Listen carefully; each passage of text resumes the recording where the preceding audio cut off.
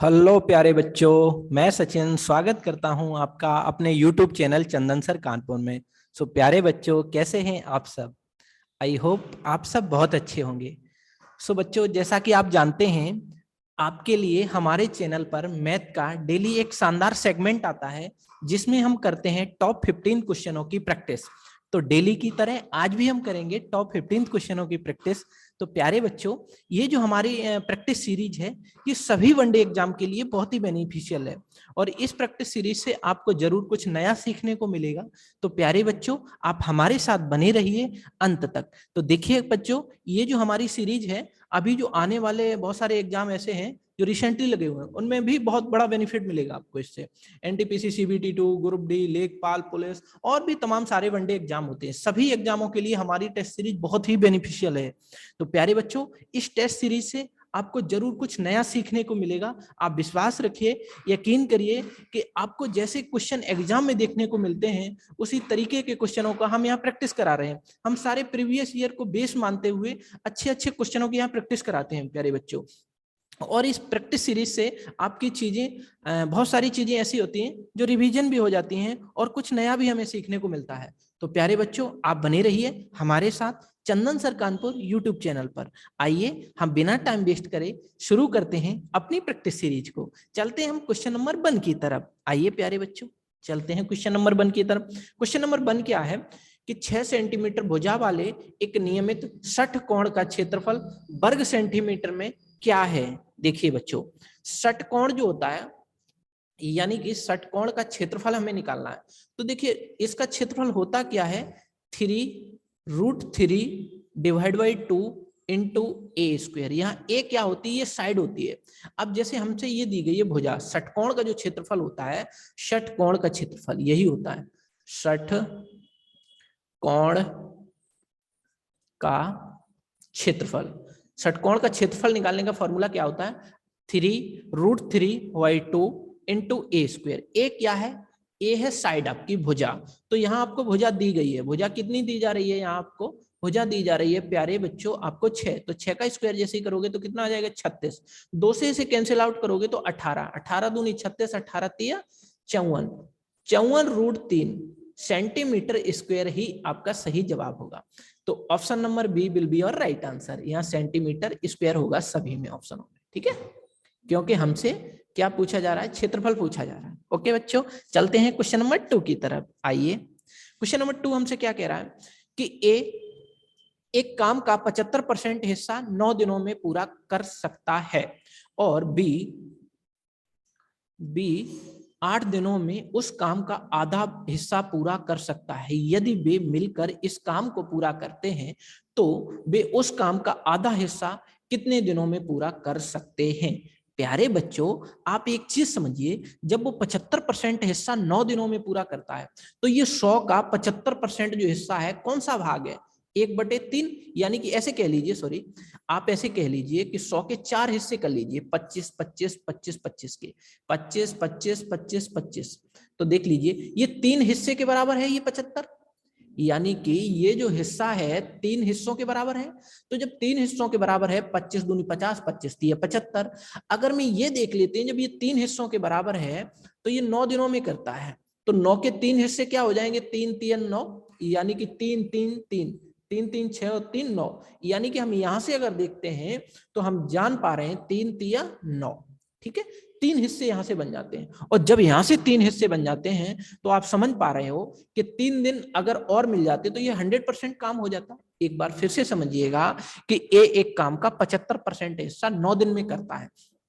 तो आप ऐसे समझ सकते हो कि 3 दिन में 25% हिस्सा, फिर 3 दिन में 25% हिस्सा, फिर 3 दिन में 25% हिस्सा, तो 75% हिस्सा हो गया। अगर 3 दिनों से और लगते ये 3 दिन, तो ये 100% काम हो जाता, बिल्कुल हो जाता। तो यानी कि 100% काम करने में एक को कितना समय लग रहा है, 12 दिन का समय लग रहा है, ठीक है।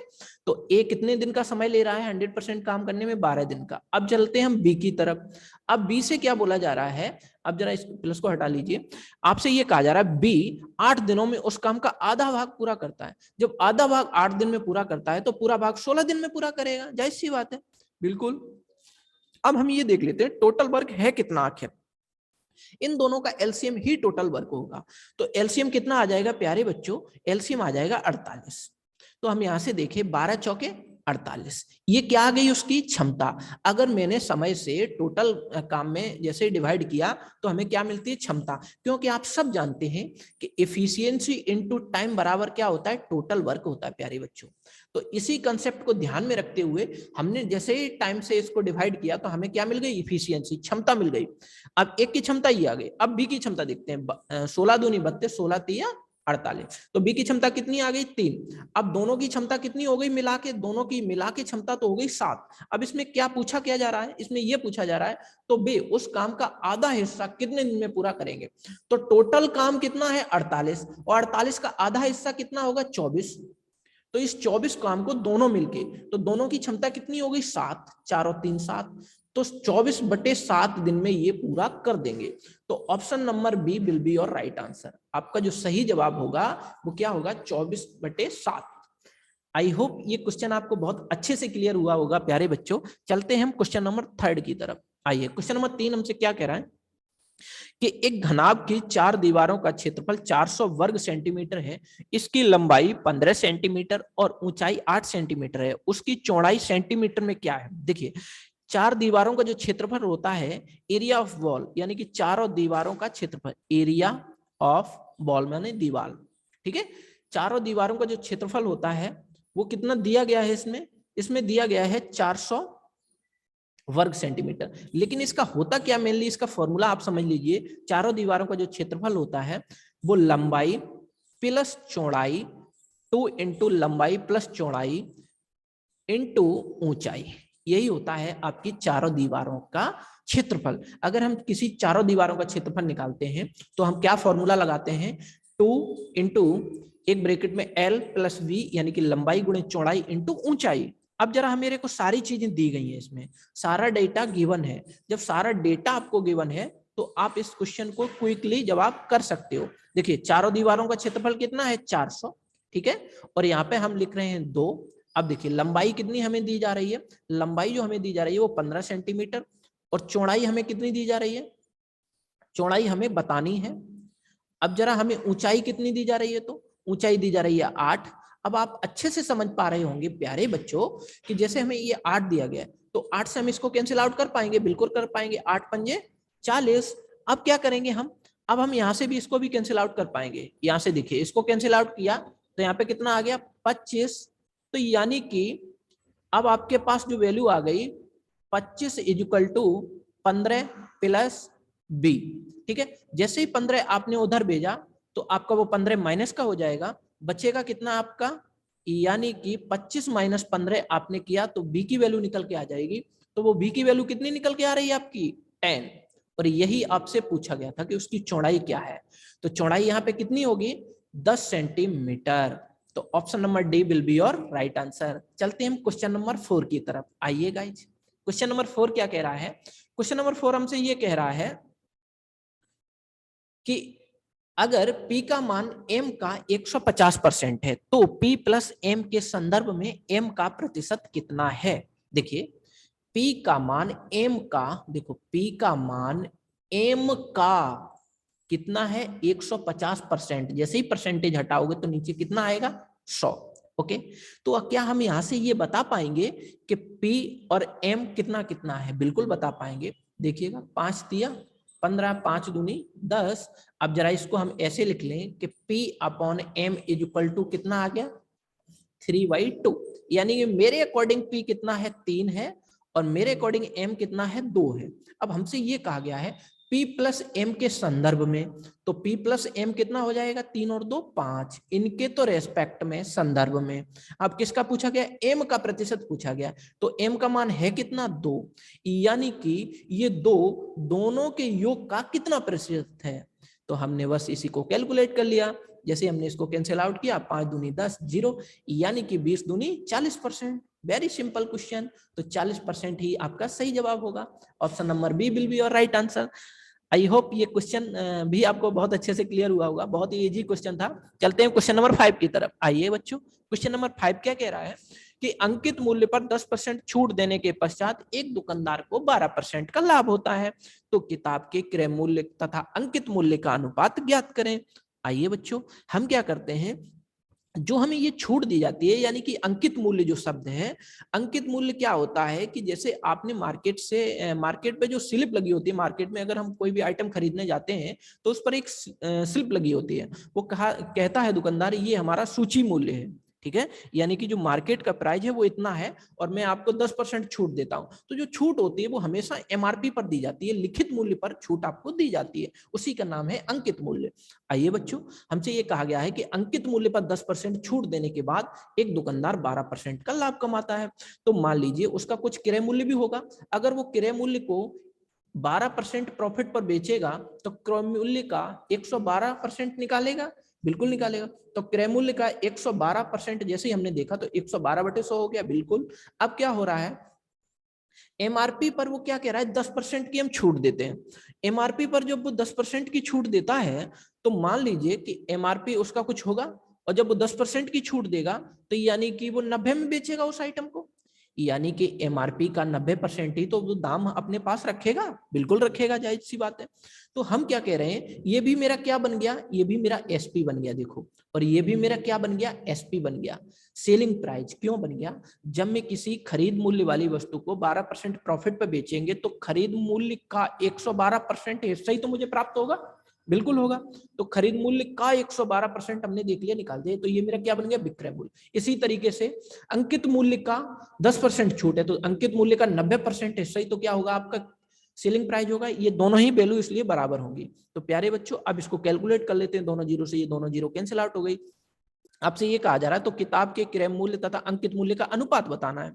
तो क्रय मूल्य का अनुपात और अंकित मूल्य का अनुपात, तो देखिएगा, आप जरा समझिएगा, क्रय मूल्य के सामने कितनी वैल्यू है, 90, और अंकित मूल्य के सामने कितनी वैल्यू है, अंकित मूल्य के सामने 112।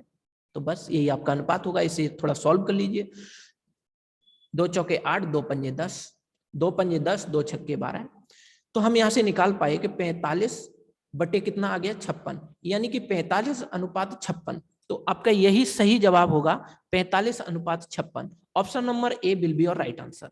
आई होप ये क्वेश्चन बहुत अच्छे से आपको क्लियर हुआ होगा प्यारे बच्चों। चलते हैं हम क्वेश्चन नंबर 6 की तरफ। आइए, क्वेश्चन नंबर 6 हमसे क्या कह रहा है कि two plus root three upon 2 minus root three plus 2 minus root three upon 2 plus root three plus √3 - 1 upon √3 + 1 का सरलीकृत कीजिए। देखिए, ये सिंप्लीफिकेशन इसका करना है, तो जरा इस क्वेश्चन को हम समझ लेते हैं। हम जानते हैं अच्छे से कि अगर मेरे पास ये डेटा है कि 2 + √3 अपॉन 2 माइनस √3, ठीक है, प्लस 2 माइनस √3 अपॉन 2 प्लस √3, ठीक है, हमने इसको एक ब्रैकेट में बंद कर लिया। आगे जैसे ही मैं चला तो मेरे पास एक डेटा बचा √3 - 1 अपॉन √3 + 1। अगर मैं इसे सॉल्व करेंगे तो मेरे को क्या करना पड़ेगा, इस ब्रैकेट को देखना पड़ेगा आपको। क्या कर दीजिए, इसका रैशनलाइजेशन कर दीजिए। जैसे ही मैं इसका परिमेयकरण करेंगे तो क्या हो जाएगा, इसके विपरीत चिन्ह से आपको क्या करना पड़ेगा, मल्टीप्लाई करना पड़ेगा। √3 - 1 अपॉन √3 - 1। यहां मैंने इसका क्या कर दिया, परिमेयकरण कर दिया। ओके, अब चलते हैं इधर की तरफ। आइए बच्चों, इस यहाँ पे हम सॉल्व करते हैं। जब मैं इसका एलसीएम लेंगे तो आपने एक चीज देखी होगी कि a का स्क्वायर माइनस b का स्क्वायर का फॉर्मूले का जब हम सॉल्यूशन करते हैं तो कितना आता है, एक ब्रैकेट में a + b और दूसरे ब्रैकेट में a - b। तो उसी की तरीके से आपको ये फॉर्मूला बनता हुआ कहीं नजर आ रहा है, बिल्कुल आ रहा है। a का स्क्वायर a + b और a - b, ये दोनों ही चीजें यहाँ पे मिल रही हैं। तो क्या यहाँ सार्वंतर वाला फॉर्मूला लगेगा, बिल्कुल लगेगा। तो a का स्क्वायर कितना हो जाएगा, 4 माइनस, जैसे ही आप b का स्क्वायर करोगे √3 का स्क्वायर करते ही आपका 3 आ जाएगा, क्योंकि रूट वहां से हट जाएगा। ओके, अब चलते हैं हम आगे की तरफ। अब जब मैंने ये देखा कि जब इन दोनों का एलसीएम ये होगा तो जब मैं इन दोनों को सॉल्व करूंगा तो मेरे पास क्या होगा, देखिए यहाँ √2 - √3, इसकी मैं यहाँ पे जैसे ही मल्टीप्लाई करूंगा तो मेरे पास क्या बचेगा, 2 + √3। जैसे मेरे पास 2 + √3 बचा और यहाँ भी 2 + √3 है, तो 2 + √3 2 + √3 का क्या बन जाएगा, होल स्क्वायर बन जाएगा। तो a का स्क्वायर यानी कि 4, b का स्क्वायर 3 प्लस 2ab, तो 2 ए क्या है आपके पास, ए आपके पास है 2 और बी क्या है आपके पास √3। तो 2 दूनी 4 तो यहाँ बन जाएगा और √3 यहाँ बन जाएगा। आगे चलते हैं, जैसे ही मैं यहाँ पे एलसीएम देखेंगे तो इन दोनों ही वैल्यू का तो ये एलसीएम है, तो जैसे ही इन दोनों वैल्यू का एलसीएम है तो यहाँ पे क्या आ जाएगा आपके पास प्लस वाली वैल्यू नहीं, इन दोनों का स्क्वायर आ जाएगा, या आप क्रॉस मल्टीप्लाई करके भी कर सकते हो। तो 2 दूनी 4 प्लस 3 माइनस 4√3 ये आ गया यहाँ से। एक ब्रैकेट की कहानी आपने इतनी सोल्व कर ली। अब चलते हैं आगे की तरफ। जैसे ही मैंने इसका परमेयकरण किया तो यहाँ पे क्या आ जाएगा 3 माइनस 1, क्योंकि ये दोनों ही चीजें क्या बन रही हैं, एक ब्रैकेट में a प्लस बी और एक ब्रैकेट में a माइनस बी, तो a square minus B square. अब देखिए इन दोनों का एलसीएम तो यही रहेगा, √3 + 1 इंटू √3 - 1 बिल्कुल रहेगा। तो यहाँ पे जैसे √3 + 1 से √3 + 1 कैंसिल आउट हो गया, बचा क्या √3 - 1। तो आप जब इसको देखोगे तब आपका इसका भी मल्टीप्लाई कर सकते हो, और नहीं तो आप क्या करेंगे, जब यहाँ पे मल्टीप्लाई का सिंबल लगा हुआ है तो आप इन दोनों की आपस में कर दीजिए, इन दोनों की आपस में कर दीजिए, कोई दिक्कत वाली बात नहीं है। तो क्या करेंगे हम यहाँ पे जरा देखिएगा, a स्क्वायर 3 हो जाएगा, b का स्क्वायर 1 हो जाएगा, अब माइनस का चिन्ह यहाँ पे आएगा 2ab। अब a क्या है 1 है, वो √3 है, b क्या है 1 है, तो 2√3 आ जाएगा यहाँ से। अब जरा मैं इसको आगे सॉल्यूशन कर लेते हैं, इससे ये कैंसिल आउट हो जाएंगे प्लस माइनस से। अब 4 3 7 और 4 3 7 14/1 आ गया, यहाँ पे कोई दिक्कत वाली बात नहीं है। यहाँ पे जब मैंने देखा तो 3 और 1 4 आ गया, और जब 4 आ गया यहाँ पे इस ब्रैकेट में आया 4 माइनस 2√3/2। अब मैंने इसको काटा, 2 दूनी 4 2 एकम 2, तो हमारे पास फाइनली जो जवाब आया 14 + 2 माइनस √3। तो हम देख पा रहे हैं 14 और 2 कितना हो गया 16, तो 16 माइनस √3 आपका जवाब सही होगा। तो option number C will be your right answer. अब चलते हैं हम अगले क्वेश्चन की तरफ, क्वेश्चन नंबर 7। आइए बच्चों, क्वेश्चन नंबर 7 हमसे क्या कह रहा है कि निम्न में से किस भिन्न का मान न्यूनतम होगा। देखिए बच्चों, आपको इस भिन्न में ये देखना है क्या अंश में और हर में अंतर बराबर है। अगर अंतर बराबर है तो क्वेश्चन बहुत ही नगण्य सेकंड में बन जाएगा, क्विकली आंसर का जवाब कर सकते, इस क्वेश्चन का जवाब कर सकते हैं। अगर मान लीजिए कि उसमें अंतर समान नहीं आता, तब भी आप बहुत ही शॉर्ट मेथड से इसका आंसर कर पाएंगे। देखिए बच्चों, यहाँ पे क्या है 19 20 21 अंतर समान है, 13 14 15 15 2 17 17 2 19 11 2 13, यानी कि सभी में जब अंतर समान हो और न्यूनतम और उच्चतम जब भिन्न पूछे जाए तो आपको क्या करना है, जिसका अंश न्यूनतम होगा वह भिन्न सबसे न्यूनतम होगी, और जिसका अंश सबसे मिनिमम मैक्सिमम होगा वह भिन्न सबसे मैक्सिमम होगी। ओके, तो हमें न्यूनतम पूछा गया, मिनिमम पूछा गया, तो 13 19 15 17 11 में कौन सबसे न्यूनतम है, सबसे छोटी वैल्यू क्या है 11, तो आपका सबसे छोटा जवाब यानी कि यहाँ पे सबसे छोटी भिन्न कौन सी होगी 11/13। तो option number A will be your right answer. चलते हैं हम क्वेश्चन नंबर 8 की तरफ। आइए बच्चों, क्वेश्चन नंबर 8 क्या कह रहा है कि किसी घन तथा गोले के आयतन का अनुपात 363:49 है, घन की भुजा तथा गोले की त्रिज्या का अनुपात ज्ञात करें। वेरी सिंपल, ये भी क्वेश्चन है प्यारे बच्चों, आप इस क्वेश्चन को समझने की कोशिश करिए। देखिए, एक घन का आयतन, तो घन का जो आयतन होता है वो भुजा का क्यूब होता है, ठीक है। और क्या बोला जा रहा है, गोले का आयतन, गोले का जो आयतन होता है वो 4/3 πr³ होता है, πr³। ओके, और उनका अनुपात हमें दिया गया 363/49। ओके, अब प्यारे बच्चों, यहां से आप एक चीज बिल्कुल सॉल्व कर पाओगे क्या, जरा देखिएगा, a का क्यूब अपॉन r का क्यूब हम यहां रखते हैं, ठीक है। अब यहां पे हम रखते हैं 363।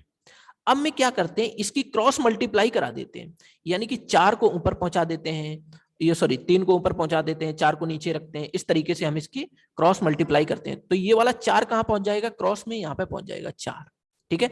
अब इस पाई की जो वैल्यू होती है वो 22/7 होती है, तो यहाँ पे 22 आ जाएगा, बटे में 7 नीचे आ जाएगा, ठीक है, 22/7। ओके, अब जरा यहाँ देखिएगा, यहाँ पे कितना मान था, पहले से इसका मान था 49।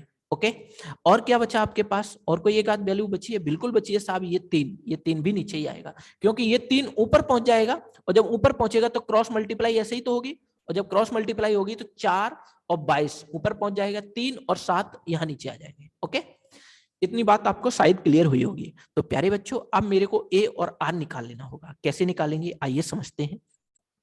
यहां से हमने एक चीज देख ली।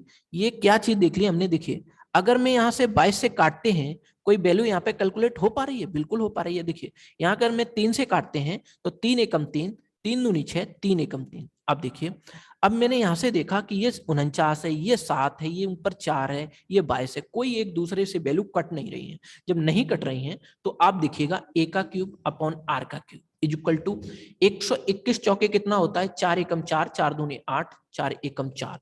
अब ये आपको 484 जो है कुछ पहचाना पहचाना नजर आ रहा होगा।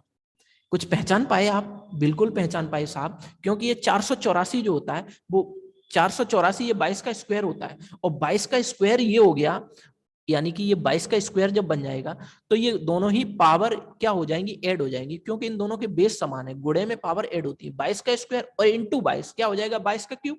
तो यानी कि यहां से आपको फाइनली ए का जवाब मिल गया। ए की वैल्यू कितनी आ गई? 22। अब नीचे देखिएगा आप यहाँ पे आर, 7 सत्ते 49 सत्ते कितना हो जाएगा? 512। तो आप यहां से भी समझ पाएंगे। तो यानी कि आर की वैल्यू कितनी आ गई? 7। ओके, तो आपको ए और आर दोनों का मान पता चल गया। आपसे पूछा क्या गया है? घन की भुजा तथा गोले की त्रिज्या। तो घन की भुजा साहब 22 है और गोले की त्रिज्या 7 है। तो 22 अनुपात जो 7 ऑप्शन होगा वो एकदम करेक्ट जवाब होगा। तो option number B will be your right answer. अब चलते हैं क्वेश्चन नंबर 8 की तरफ। आइए बच्चों, क्वेश्चन नंबर 9 की तरफ, सॉरी। क्वेश्चन नंबर 9 क्या है? एक धनराशि पर 12% की वार्षिक दर से 6 वर्षों का साधारण ब्याज रुपए 25,920 है। उसी राशि पर 8% की वार्षिक दर से वार्षिक संयोजन पर 2 वर्षों का चक्रवृद्धि ब्याज क्या होगा? प्यारे बच्चों, इस क्वेश्चन को समझिएगा। हम मान लेते हैं कि मेरे पास कुछ प्रिंसिपल था, ठीक है, और हम क्या करते हैं, 12% की दर से साधारण ब्याज अगर हम देखें 12% की दर से 6 वर्ष का, तो P into R into T equal to क्या होता है? सिंपल इंटरेस्ट, यानी कि मूलधन गुणे दर गुणे समय बराबर 100 इक्वल टू क्या होता है? साधारण ब्याज। तो हम उसी तरीके से इसको कर लेते हैं। देखिए 12 छिंगे 72%। अगर मैं मूलधन का 72% निकालेंगे तो वो क्या ब्याज होगा? बिल्कुल होगा। तो वो ब्याज है कितना? 25,920। ओके, अब क्या मुझे से बोला जा रहा है? 8 उसी राशि पर 8% की वार्षिक दर से 8% की वार्षिक दर से वार्षिक संयोजन पर 2 वर्षों का चक्रवृद्धि ब्याज क्या होगा? तो प्यारे बच्चों 8% की दर है, तो 8 दूनी कितना हो जाएगा? 8 अट्ठे पहले तो 64 हो जाएगा। ठीक है, आप ऐसे करिएगा इसको कि मूलधन का 8 अट्ठे 64। अब देखिएगा 8 दूनी कितना होता है? 16। तो इन दोनों का क्या करिएगा? 8 अट्ठे 64 और 8 दूनी 16। यानी कि मैंने निकाल लिया कि इन दोनों में जो ब्याज बनेगा वो कितना बनेगा? 16.64। ओके, अब जरा आगे बढ़िएगा, क्योंकि देखिए 2 साल का वैसे सिंपल इंटरेस्ट अगर आप देखोगे तो 8% 1 साल का, तो 2 साल का 16%। अब हम देख रहे हैं चक्रवृद्धि ब्याज। चक्रवृद्धि ब्याज क्या होता है? ब्याज पर ब्याज की गणना की जाती है।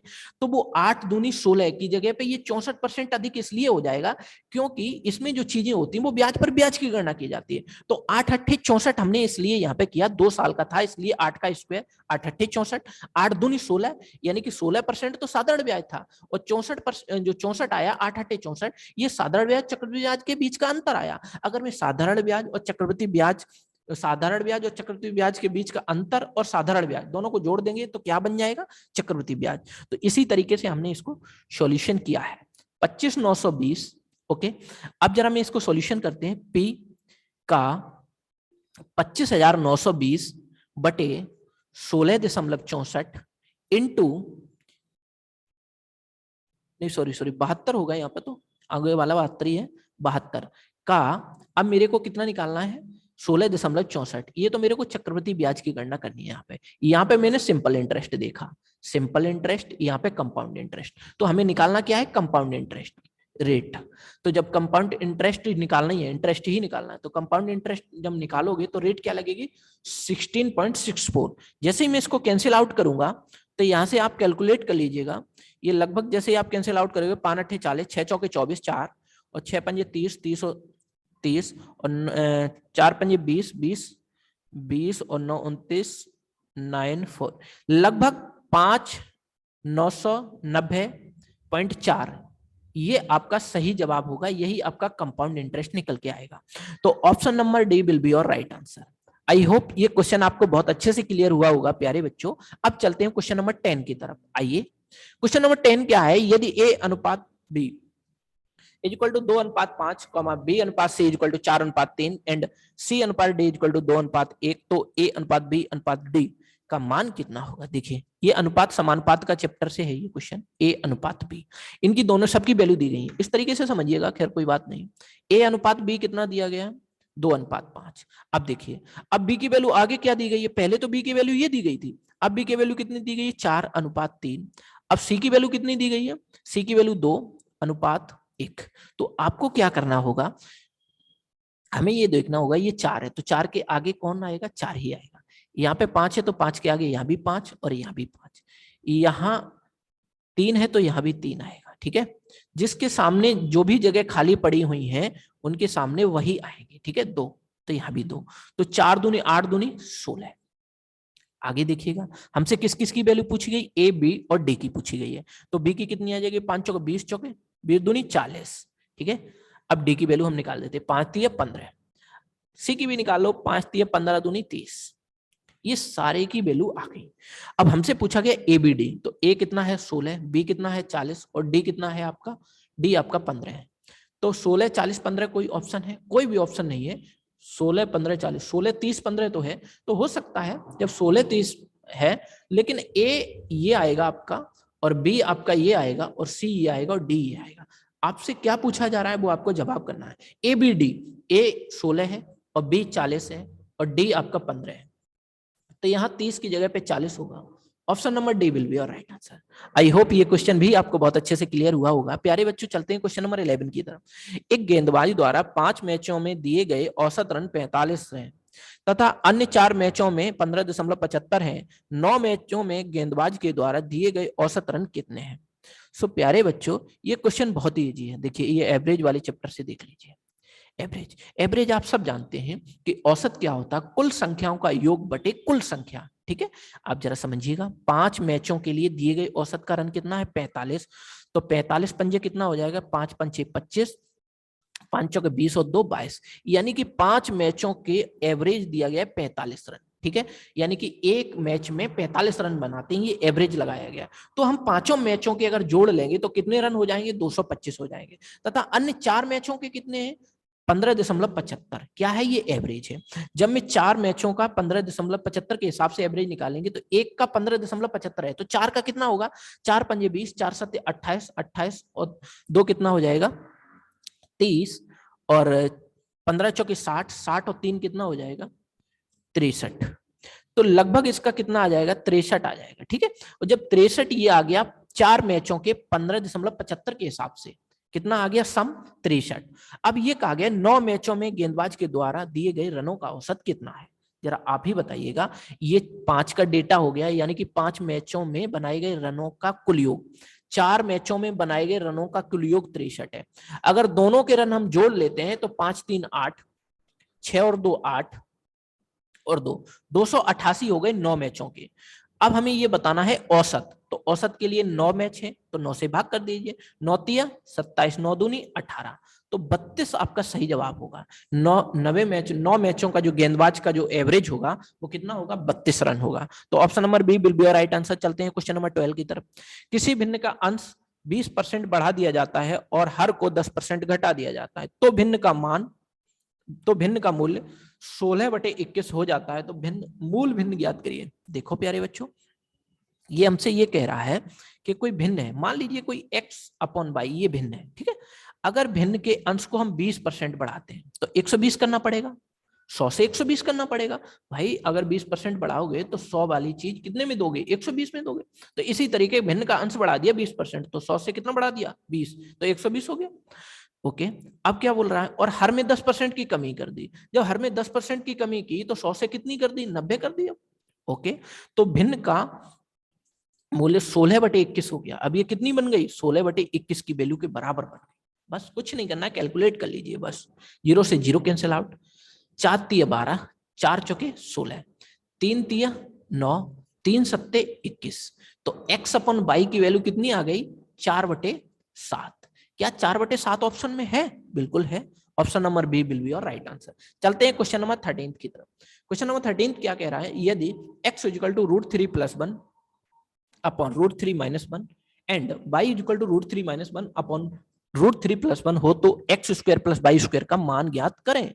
देखो प्यारे बच्चों, कुछ नहीं करना है, आपको इन दोनों में ये देखना है कि x का भी हमें रेशनलाइजेशन करना पड़ेगा और y का भी करना पड़ेगा। देख लीजिए, हम कर देते हैं जल्दी से। √3 + 1 अपॉन √3 - 1 रेशनलाइजेशन जब करते हैं, परिमेयकरण करते हैं, तो इस चिन्ह का विपरीत चिन्ह से हम गुणा करते हैं। तो √3 + 1 अपॉन नीचे क्या आ जाएगा, √3 + 1, यानी कि इसके ठीक विपरीत चिन्ह का ऊपर नीचे गुणा कर देते हैं। ठीक है, तो यही मेरा क्या बन जाता है, यही इसे ही हम रेशनलाइजेशन कहते हैं। ओके, अब जरा हम इसको सॉल्यूशन करते हैं। तो हम जब सॉल्यूशन करेंगे तो ये दोनों ही चीजें सिमिलर दिख रही हैं, तो यहाँ क्या बन जाएगा, a + b का होल स्क्वायर बन जाएगा, यानी कि एक ही चीजें हैं इसलिए दोनों का होल स्क्वायर कह सकते हैं, यानी कि √3 + 1 का होल स्क्वायर कह पाओगे, बिल्कुल कह पाओगे गाइज। तो यहाँ पे क्या आ जाएगा, 3 + 1 + 2 √3 अपॉन नीचे क्या आ जाएगा, एक कोष्टक में a + b, एक कोष्टक में a - b, यानी कि a² - b² होता है इसका फॉर्मूला। तो यहाँ पे क्या आ जाएगा, 3 - 1।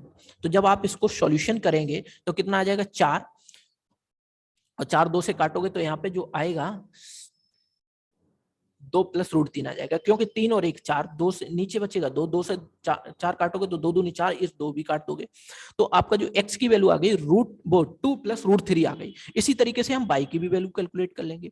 जब y की वैल्यू आप कैलकुलेट करोगे तो √3 - 1 अपॉन √3 + 1, जैसे ही आपने रेशनलाइजेशन किया तो √3 - 1 ऊपर, √3 - 1 नीचे, तो आपने यहाँ से क्या कैलकुलेट कर लिया, देखो नीचे भी वही सार्वंतर वाला फॉर्मूला रख रहा है, तो यहाँ पे 3 - 1, ऊपर क्या हो जाएगा, a - b का होल स्क्वायर, तो a का स्क्वायर यानी कि 3, फिर b का स्क्वायर 1 माइनस 2ab, तो 2 √3।